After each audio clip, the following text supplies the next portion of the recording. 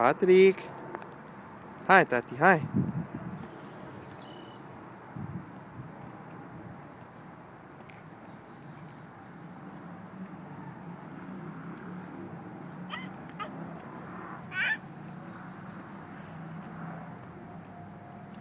Hai la tata. Hai. Da, la tata. Hai! Tata. Patrick! La tata tău, hai. Da, cu mami. Hai repede la tati.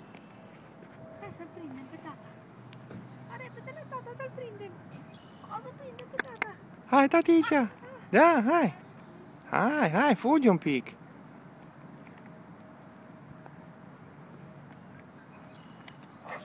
Ia.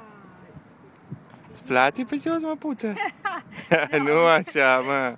Mă, tata, mă! Hai un pic până la tata.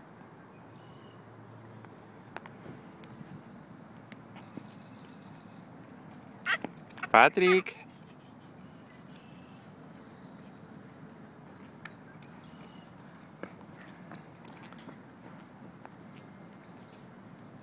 Cine vine, tati? Cine vine? Hei!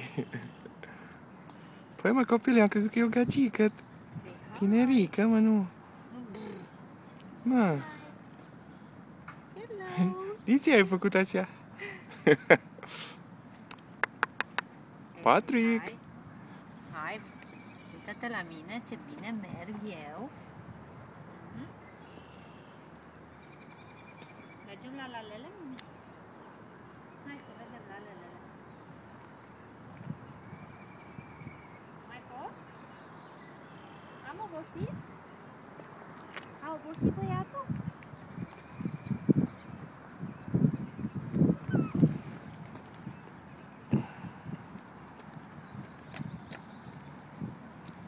Patrick!